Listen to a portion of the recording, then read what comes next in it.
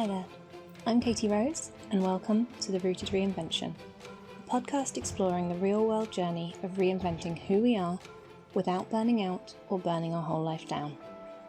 I teach people how to make lasting change by melding my Masters of Neuroscience and my Cognitive Therapy qualification with common self-help tools, spiritual concepts, and my personal experience. Because being yourself doesn't need to feel so damn hard.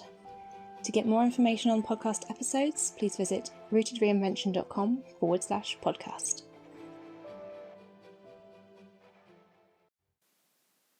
Ember is around, so if you do hear any odd noises, that explains them.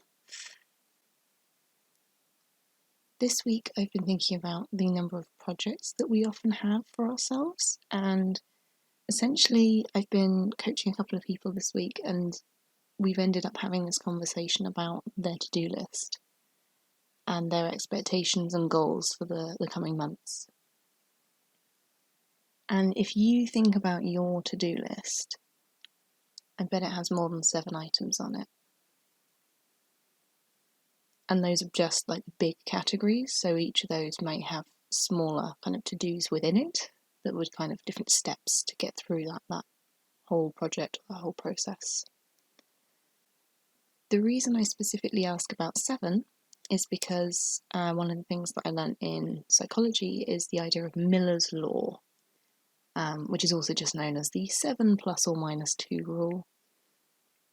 And this idea is essentially that a human can remember, on average, 7 ± 2 chunks of information in their short-term memory. So if you remember Dory from the Finding Nemo films, that is short-term memory. And the idea of this is that our brain is specifically designed to hold around 7 pieces. So for some people 5 is their limit, for some people 9 is their limit, but the average is around 7 items without some kind of specialist like technique or training. And I apply this concept to life projects that are consistently being held in the back of my mind, or the front of my mind, or wherever in my mind at any one time, because I believe that it's helpful to work within the limits and expectations of what our psychology allows. It makes sense to only focus on what we know we can focus on. So when I use the word project, for me that is anything that takes up a large amount of time or energy or has multiple steps. So my day job is a project. My business is a project. My writing fiction is a project. My physical health of eating well and exercising is a project. And the issue that I found with having all the things that I wanted to do, as I'm a multi-passionate person, was that I was setting myself up to fail by having too many goals, too many ideas, too many things that I wanted to work on at once. So what I recommend doing, if you're one of these people, is to list out your projects and think about which ones are your priority for the next couple of months. I do it quarterly, that's what works for me. Find a time that works for you. And I would recommend picking a maximum of 7 for trying this out. And if you find after 3 months that 7 projects was absolutely fine for you to manage, you can add an 8th project slot. If after 2 weeks you've lost all progress on all of it, I would cut back to 5. And again, if you manage those 5, then you can up it to 6 after sort of 2 months of it. And the projects that are not covered in that 6 or 7 projects are on pause. So you're not giving them headspace.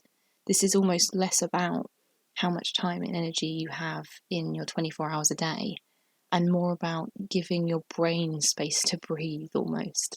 It's giving your mental capacity a chance to deal with whatever the everyday comes up without having to hold 20 different things you feel you should be working on, all these conflicting priorities and decision fatigue.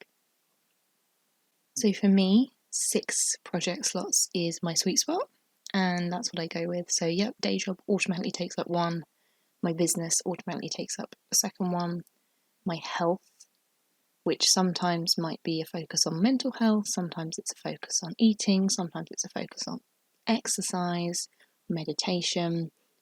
I tend to switch that out a little bit rather than try and do all of the self-care things at once.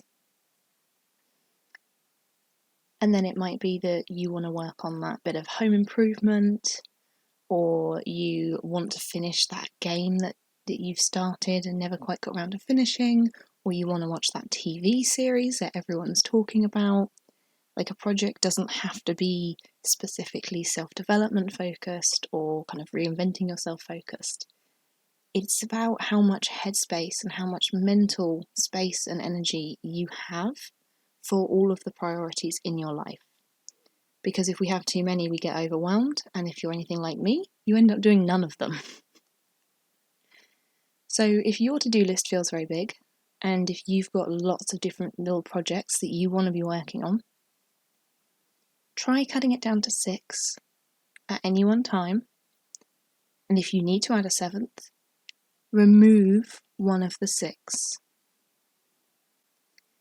I make this sound really simple. I'd also like to caveat this with I have failed this multiple times because I just wanted to do more, and I was so excited to start a new project, and I was near the end of this other one anyway. So it's a process of trial and error. You will find what works for you. This is something that I try and bear in mind because it does help me. If you try this, or you've tried this before and you think I can't compartmentalise my life like that, it doesn't help, I'm so glad you've got that information about yourself. Knowing yourself and how you work is the key to anything in this life. Any form of success in anything you want to do is about knowing what works for you, taking what works for you, and leaving the rest. But if you're struggling and you've not tried this, I'd say give it a go. I'll pop a couple of links below about Miller's Law, although that is specifically around short-term memory. I do think that having applied it to that longer-term project, it works for me, so it's worth sharing in case it helps other people. If you want to know more about how I prioritise things, what questions I ask myself, how to list these out, how I manage my energy around projects, I actually have an e-course called How to Finish Projects for people who start everything, which I'll also link below. As always, thank you so much for listening. I hope that you're all well. Although Ember has now left, she also hopes that you are well. And I would love to know how many projects work for you. If you've tried this, if you do this already, how have you found ways to manage all the different kind of priorities and goals that you want to achieve? And do share them in the comments below. Thanks very much for listening, and I'll see you again next week. Bye. Thanks for listening, and as always, you can find out more at rootedreinvention.com. Take care, remember you are more capable than you often realise, and I'll see you next time. Bye!